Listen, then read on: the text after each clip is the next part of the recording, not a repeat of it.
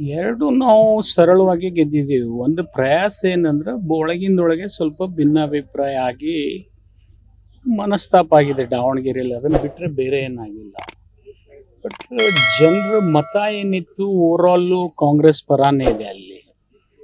ಅವರು ಮುಸ್ಲಿಂ ಸಮಾಜದವ್ರಿಗೆ ಸ್ವಲ್ಪ ಕಾನ್ಫಿಡೆನ್ಸ್ನಲ್ಲಿ ತಗೊಳ್ಳೋದಾಗ್ಲಿ ಅಥವಾ ಪೂರ್ವಾಲೋಚನೆ ಮಾಡೋದಾಗ್ಲಿ ಸ್ವಲ್ಪ ವ್ಯತ್ಯಾಸ ಆಗಿರಬೇಕು. ಬಟ್ ನಾನು ಮುಸ್ಲಿಂ ಬಾಂಧವರಲ್ಲಿ ವಿನಂತಿ ಮಾಡ್ಕೊಳ್ಳೋದು, ನಾವು ಸಿಗ್ಗಾಂವ್ ಚುನಾವಣೆ ಬಂದಾಗ ನಾವು ಮುಸಲ್ಮಾನರಿಗೆ ಕೊಡಬೇಕು ಅಂತೇಳಿ ಕೊಟ್ಟು ಆರಿಸ್ ತಂದಿದ್ದೀವಿ. ಕೊಡೋದು ಭಾಳ ದೊಡ್ಡ ಆಗೋದಲ್ಲ, ಕೊಟ್ಟು ಆರಿಸ್ ತರೋದು ಅಷ್ಟೇ ದೊಡ್ಡ ಆಗೋದಲ್ಲ.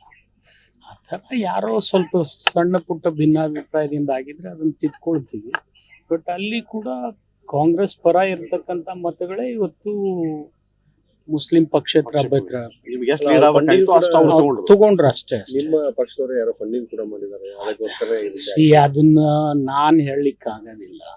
ಅದಕ್ಕೇನಾರ ಪಕ್ಷ ತನಿಖೆ ಮಾಡಿ ಅಂತದೇನ್ರ ಮೇಲ್ನೋಟಕ್ಕೆ ಕಂಡು ಬಂದಿದ್ರೆ ಅದಕ್ಕೆ ಖಂಡಿತ ಪಕ್ಷದ ವರಿಷ್ಠರು ಕ್ರಮ ಕೈಗೊಳ್ತಾರೆ. ಹೀಗಾಗಿನೇ ಅದು ಜಬ್ಬರ್ ಅವ್ರಿಗೆ ರಾಜೀನಾಮೆ ಕೂಡ ಕೊಡಿಸಿದ್ರು. ಆ ಥರ ಏನಿಲ್ಲ, ಅವ್ರು ಬರಲಿಲ್ಲ.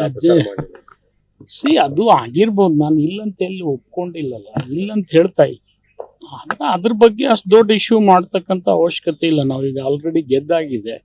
ಹಿಂದಿನ ತಪ್ಪಾಗಿದ್ರೆ ಅದು ತಿದ್ಕೊಂಡು ಹೋಗ್ತಕ್ಕಂಥ ಪ್ರಯತ್ನ ಪಕ್ಷ ಮಾಡ್ತೀವಿ.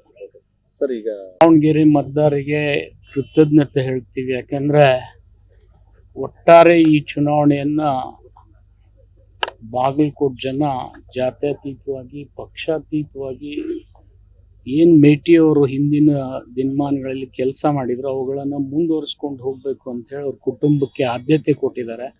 ಅವ್ರಿಗೆ ನಾನು ಕೃತಜ್ಞತೆ ಹೇಳ್ತೀನಿ. ಮತ್ತು ದಾವಣಗೆರೆಯಲ್ಲಿ ಕೂಡ ಶಾಮನೂರು ಶಿವಶಂಕರಪ್ಪನವರು ಹಿರಿಯರು ಏನು ಕೆಲಸ ಮಾಡಿದ್ರು ಆ ಕೆಲಸಕ್ಕೆ ಗೌರವ ಕೊಟ್ಟು ಇವತ್ತು ಅವ್ರ ಕುಟುಂಬಕ್ಕೆ ಅವಕಾಶ ಕೊಟ್ಟಿದ್ದಾರೆ. ಅವ್ರಿಗೂ ಕೂಡ ಕೃತಜ್ಞತೆ.